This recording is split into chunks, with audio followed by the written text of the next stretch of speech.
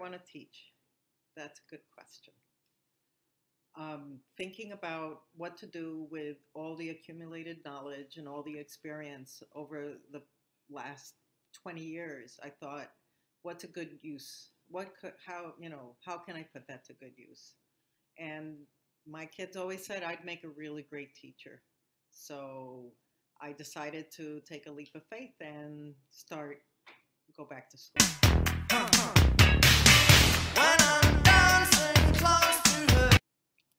My experiences as a student were great. Loved, I loved going to school. I loved learning.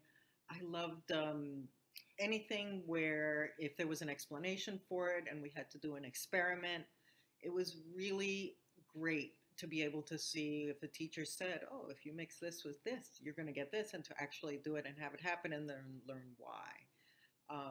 It was just so interesting to me. And I was very fortunate to go to different schools where I got to do that.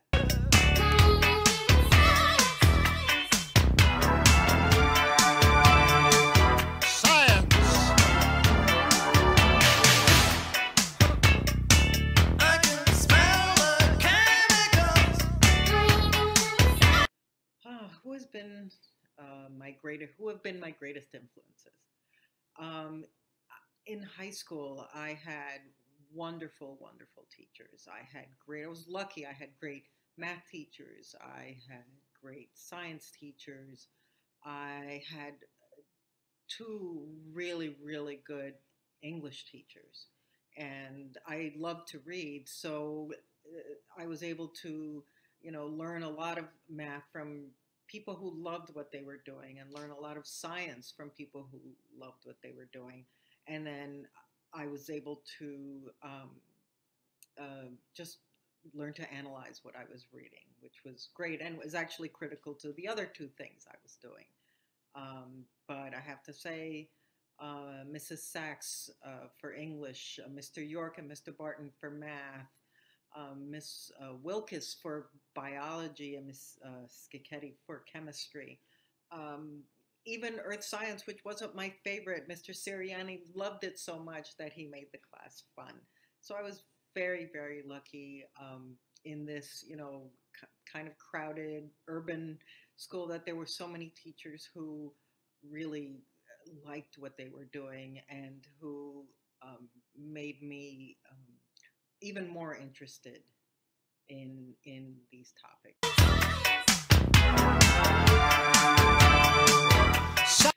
Oh, my goals, my aspirations. I have to say, I'd like to be the type of teacher that creates an interesting and exciting learning environment. I want the kids to really, like I did, look forward to going to class, even if they're not going to be scientists, even if that's not where their interests have ever been. I want them to look forward to going to the class, to learning something new, to doing an experiment. Because who knows, maybe they didn't like science before, but they might like it afterwards. And I'd like to have the type of classroom that fosters that kind of environment. And I'd love to be able to, get input from them about what they want to do. I find when you ask kids what they want to do, they really generally have ideas about what they want to do. And whenever possible, I'd like to accommodate that. I think that goes a long way towards helping kids learn. Science. What do I want to achieve? Well, I hope that as a teacher, I can achieve. I can inspire. Really, that's my goal and my aspiration, and my biggest achievement would be to inspire kids to learn, to inspire them to be curious, to inspire a lifetime of curiosity. That if I did that, I would consider, that my highest aspiration. and she turned her. Hi, I'm Julia Gordy. I am 18 years old and I am the middle child in the Gordy household.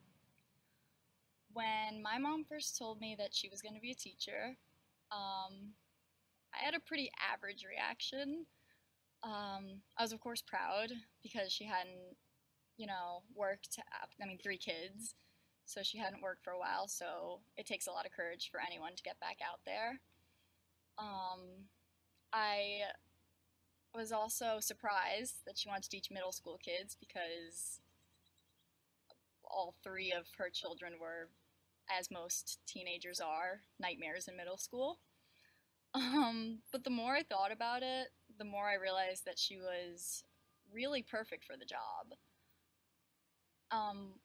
When I was probably since as long as I can remember, my mom has taught me to embrace my inner geek, and both through example and through encouragement. She herself spends God knows how many hours watching documentaries about Henry VIII, and she knows more about English dynasties than anyone I know, and she's not even a history major. This is literally, in her free time, she learns. And I found that really cool, and I grew up thinking, that learning was fun because both of my parents learned, in their spare time. And my mom always encouraged me to not, go with the crowd, not, try to be the prettiest girl, not, definitely never ever, one big lesson in my house was to never ever ever pretend to be dumb in order to get people to like me. And I think that was a huge lesson because now I'm in business school, which is a pretty, male-dominated career path, and I'm taken seriously because I don't pretend to act dumb. I don't, put on a show. I am myself, and it really, really helps because people are drawn to those who are passionate about what they're doing, and that's exactly what my mom is. She's passionate and she's driven, and I think young kids or teens can really learn something from her. I know I did. So I am very proud of my mom, and I'm excited to be a part of one of her projects too.